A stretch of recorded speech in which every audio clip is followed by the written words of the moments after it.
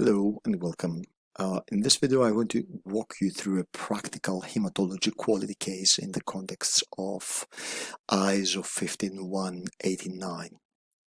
The image that you see was shared publicly on LinkedIn by another professional, and I'm using it here as an educational example to discuss QC interpretation, peer group monitoring, systematic bias, and kappa with an ISO 15189 quality framework.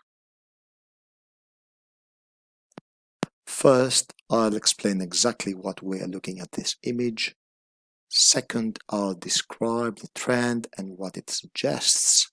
And third, I will approach correction and corrective action under ISO 15189 in a case like this. What you see is not a classic external quality assessment report in the usual sense. It does not mean that the lab was sending samples out every day to an external provider for evaluation.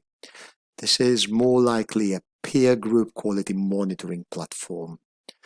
That means the lab runs its own routine QC material locally. The software compares those results with a statistical peer group of comparable systems, and that peer group is usually formed based on factors such as analyzer type. Now in this case it's a Mindray analyzer,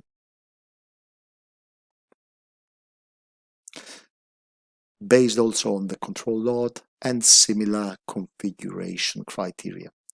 So this is not simply an internal Levy-Jennings chart, and it's not a traditional EQA report either. It's a peer comparison view.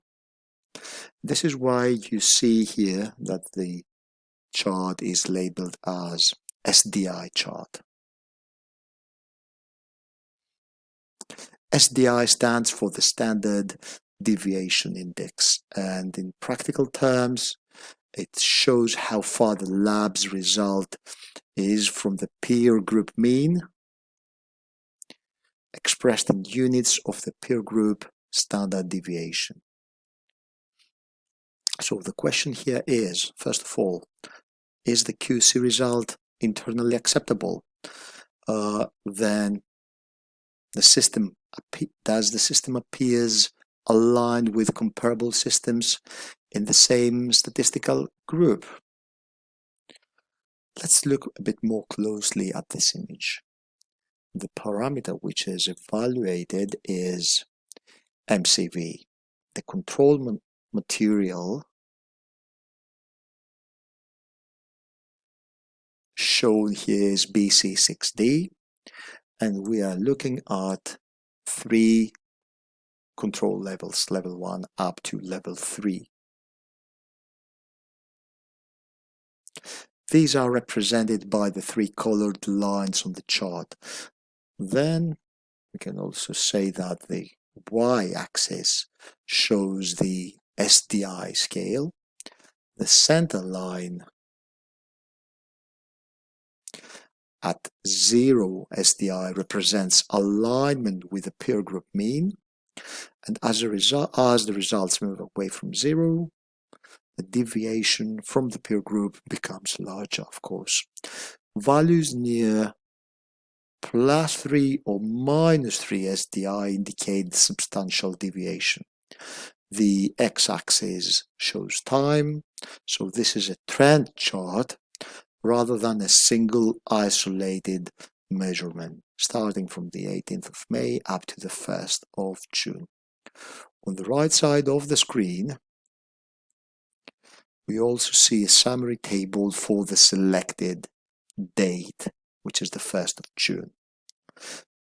For each control level, the table shows the SDI, these are the lab results, the bias percentage, the peer group statistics, including mean, SD, CV percentage, and N.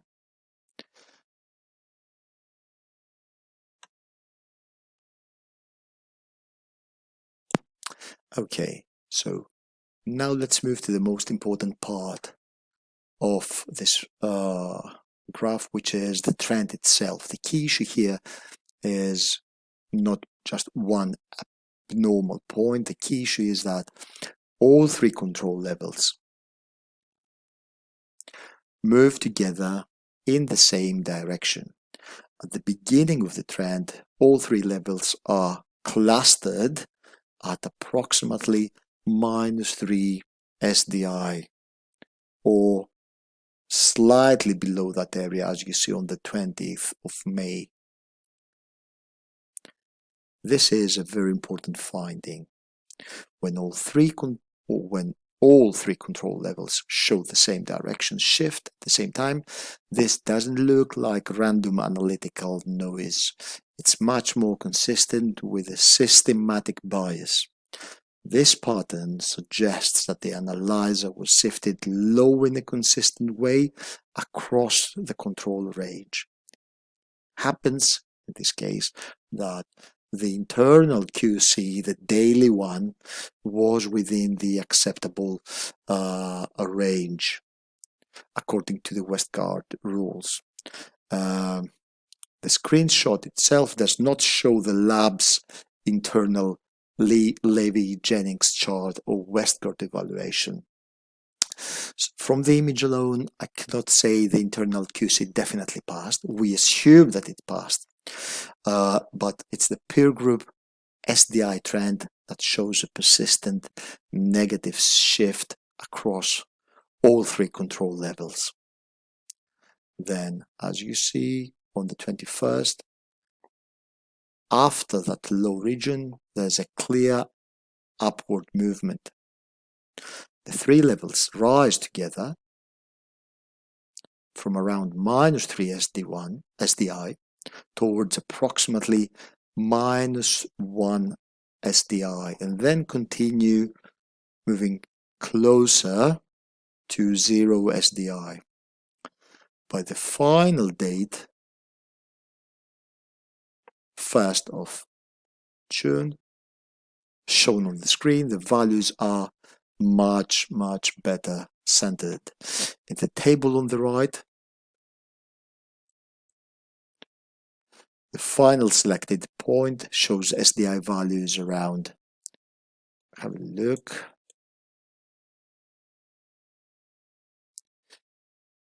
0.337 for level 1, 0.152, 0.358 for level 3.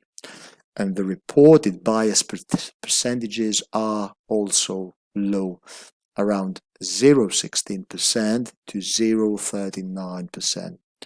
So the overall picture is this.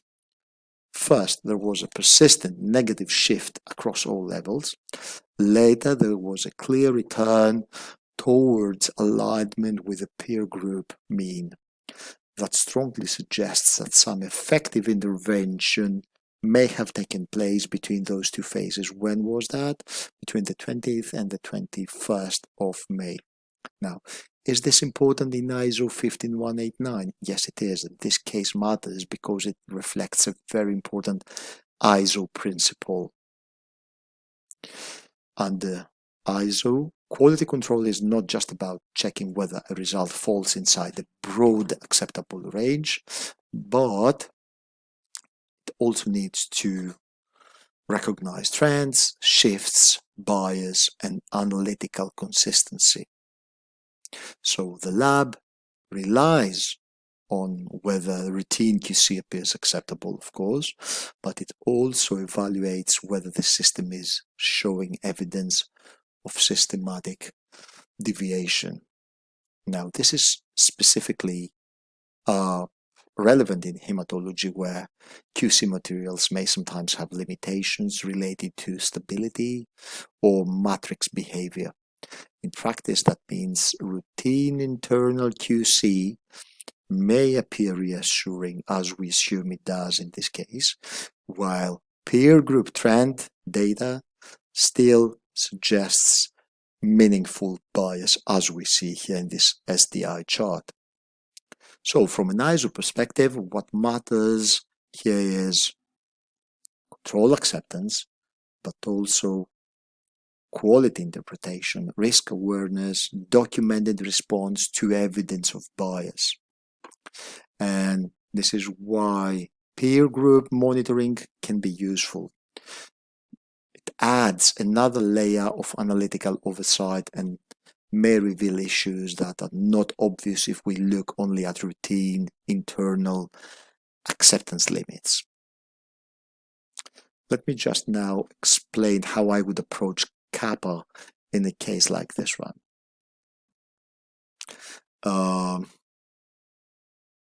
My first conclusion would be that this is not a random isolated QC event.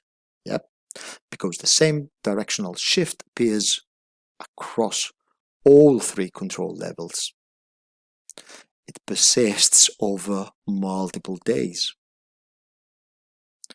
That pattern is much more compatible with systematic bias than with random error. The immediate correction I would consider would be recalibration or another analyzer adjustment appropriate to the system and manufacturer instructions. The reason is that the pattern suggests a system-related low shift affecting the analytical response across the control range in all three levels.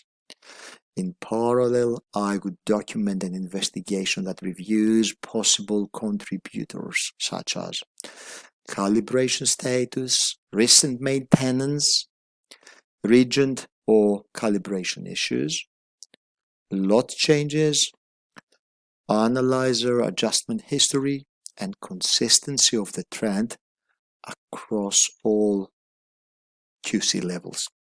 The goal would be to support the conclusion that the pattern reflects a genuine analytical shift and not a one-off event. Is recalibration enough to call it a kappa? Well, that's the immediate correction. The broader corrective action would include strengthening the quality monitoring process so that a similar issue is recognized earlier in the future. For example, I would implement or reinforce a routine review of peer group SDI trends, which would follow the pass and fail QC status, escalation criteria when all control levels shift in the same direction, documentation of trend interpretation as part of quality review, staff awareness that apparently acceptable routine QC does not always exclude systematic bias, effectiveness verification after intervention. ISO 15189 expects technical action and a quality system response. After any correction, we need to verify whether the action actually worked, and we can see that from day 21 onwards. This image shows exactly why peer group monitoring is useful, and instead of imagine waiting several weeks for a future external quality cycle, we could use the next available peer group trend data to check whether the system had returned towards appropriate alignment.